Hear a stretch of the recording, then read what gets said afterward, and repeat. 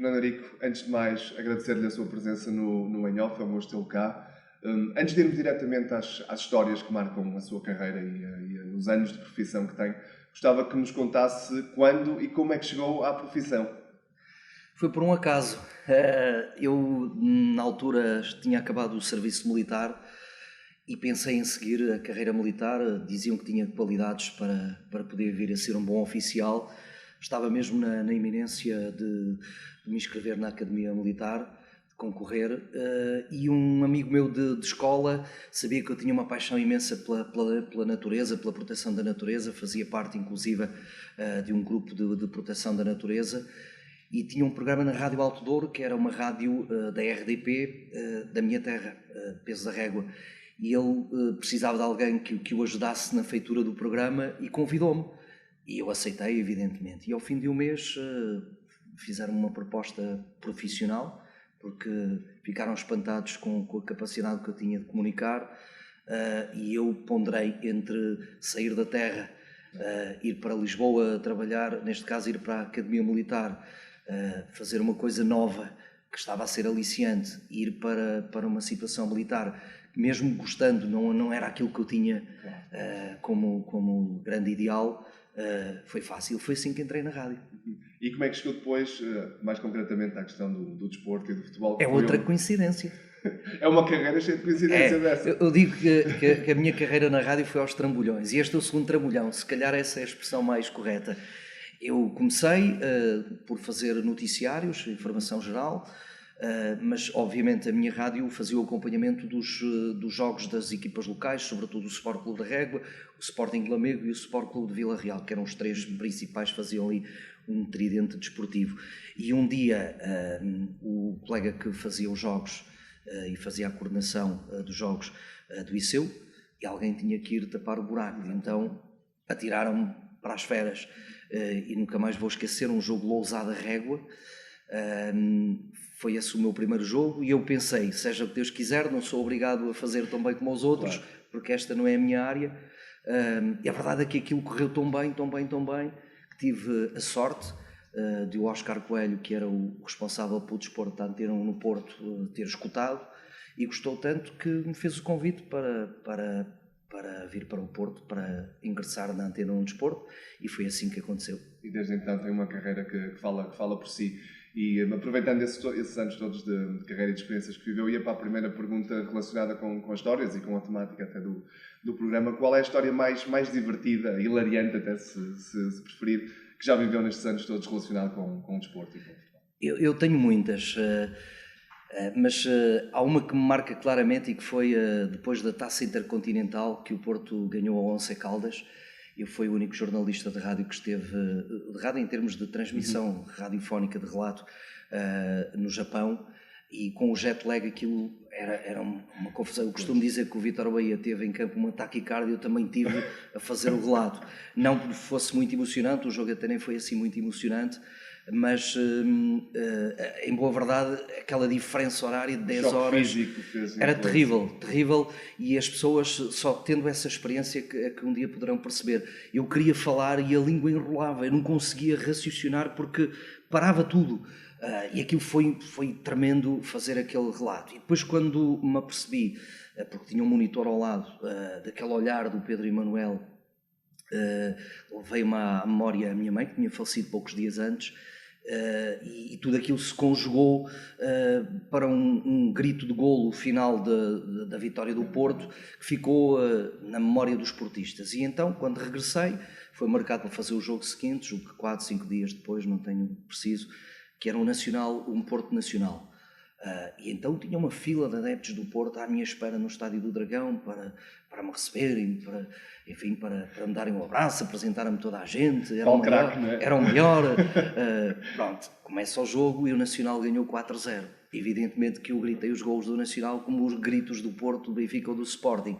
E as mesmas pessoas que me tinham vitoriado, digamos assim, me tinham posto num patamar, naturalmente não tenho nem mereço, foram os primeiros a insultar-me e a contestar os meus gritos de golo. Isto é um pouco o reflexo da profissão. Exatamente, as pessoas conotam-nos com momentos e acham que depois tudo o que sai disso não é normal. Exatamente. da mais divertida, ou peculiar neste caso, para aquela que lhe meteu mais medo, em que teve mais receio, de facto, no exercício da sua profissão? Foi num Feyenoord Boa Vista, da Liga dos Campeões, quando o Boa Vista andou por essa competição. Já me tinham avisado que era um clube com adeptos tremendamente complicados, mas sempre pensei que nos jogos internacionais poderiam ser também mais condescendentes, e a verdade é que o Boa Vista marcou de penalti por Timóteo e empatou 1-1 essa partida, e foi o bom e o bonito, porque os adeptos do Feyenoord passaram o resto do jogo todos virados para a tribuna de imprensa e particularmente para a minha pessoa, e então o jogo foi muito complicado. É um bocadinho a história, os jornalistas pagam quase sempre a fatura daquilo que corre mal dentro de campo. E é por uma razão simples, é que na Holanda não, digamos assim, a narração desportiva não tem o mesmo fervor, nem a mesma dinâmica do sul da Europa, como é o nosso caso. E acho, por exemplo, quando vou aos países de leste, aos países nórdicos, mal começo a relatar, olham todos para trás para ver quem é o caramelo que está ali a falar de uma forma bem diferente. E isso depois tem reflexos nos comportamentos de alguns adeptos, como foi o caso. Outra foi num jogo entre o Glasgow Rangers e o Futebol Clube do Porto. Eu sou católico e naturalmente esqueci-me desse pormenor. Mal começa o jogo e tenho esse hábito, porque fui assim habituado, benzime, e os adeptos não se esqueceram disso até ao final, porque estavam num clube protestante. Em conversa, antes de colocarmos o on, portanto em off, até na temática do programa, estivemos a recordar, esteve em 6 Jogos Olímpicos, Europeus, Campeonatos do Mundo, e ia-lhe perguntar qual é a sua história, a sua vivência mais marcante enquanto jornalista. Nos Jogos Olímpicos são tantas as histórias que tenho alguma dificuldade em escolher uma, mas isto é como sempre, como costumamos dizer, a primeira vez é sempre especial, e em Atlanta ter feito com um mísero telemóvel, um telemóvelzinho deste tamanho, no meio de 100 mil pessoas, o relato da vitória da Fernanda Ribeiro na prova dos 10 mil metros, é a reportagem que nunca mais vou esquecer, porque saiu mesmo muito bem.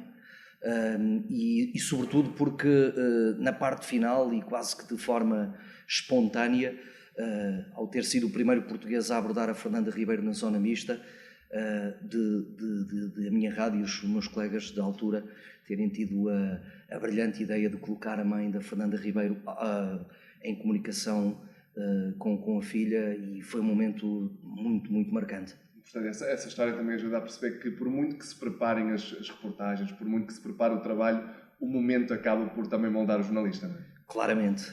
É o momento, é a situação que provoca a reportagem. Podemos ter uma ideia, estamos preparados, eu sabia tudo sobre as atletas, sobretudo a grande concorrente que era a chinesa Wang Yunxia, que dizia que comia minhocas para ter aquela força toda, mas a feijoada da Fernanda Ribeiro foi mais forte.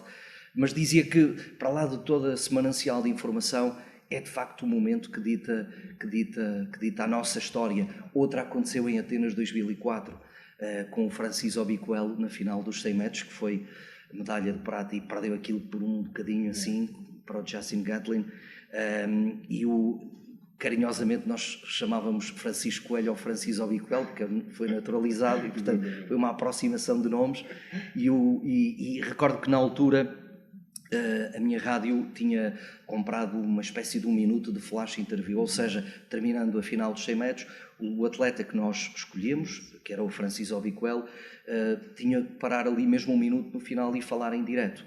E na altura terminou a prova, estava super desiludido, porque de facto esteve tão perto, era uma coisa absolutamente estrondosa, a medalha de ouro, que foi a de prata. E na altura nós estávamos sempre em contacto com os nossos companheiros da emissão, a dizer, tem que chamar, ele está aí a chegar, porque passando aquele minuto não havia hipótese. E então recordo-me que do estúdio nos disseram que estava a acabar um disco da Fafá de Belém, Francis Obiquelo passou e só foi depois gravado. E claro, a história teve outras repercussões que não posso, nem devo contar. Claro. O maior gozo de ser jornalista? Ou da profissão? Da profissão é desafiar-me todos os dias. Ao fim de 28 anos de carreira, acordo sempre com a mesma vontade do primeiro dia. Os meus colegas sabem que isso é verdade. o gozo de descobrir, de questionar. É isso que, para mim, é o mais importante da profissão, porque depois as reportagens, os relatos, as apresentações de espaços são coisas, não vou dizer mecânicas, mas que nós fazemos com muita vontade. Mas essa energia e essa disponibilidade ao fim de tanto desgaste é para mim o mais importante, é o desafiador dizer que já passei os 50 anos, mas ainda quero fazer mais alguns, porque ainda tenho muita coisa para fazer, há tanta coisa que eu ainda não fiz e quero. E o jornalismo seguramente agradecerá. Para terminar, tem alguma referência atual ou do início da sua carreira que o continua a influenciar atualmente ou que o influenciou no início? Eu costumo dizer que somos, no desporto sobretudo, somos uma amálgama de todos, ou seja, eu aprendo com muita gente e há muita gente também absorve coisas que eu ponho em prática e sobretudo até ao nível linguístico, mas para mim a minha maior grande referência sempre foi o Oscar Coelho, primeiro porque foi o meu padrinho da rádio, segundo porque era o jornalista narrador que para mim sabia dosear o ponto de equilíbrio com o ponto da emoção. É uma fronteira muito ténue que todos nós extravasamos para um lado ou para o outro, uns mais, outros menos, mas ele, na minha opinião, tal como o David Borges, outra grande referência, eram os que conseguiam ter o ponto de equilíbrio que eu acho que é fundamental, sobretudo numa área em que a emoção e a opinião que se formula sobre os jornalistas às vezes é muito fácil e nem sempre é a mais correta, porque fazer um jogo de futebol implica tanta coisa e nós somos seres humanos. E para isto serve também um bocadinho este programa, para nos humanizar um bocadinho a todos, para derrubar também essas barreiras que existem entre o jornalista e muitas vezes aquele que nos ouve e que nos vê e que nos lê. Fernando Eurico, muito obrigado. Obrigado, meu. É um prazer. Um prazer redobrado.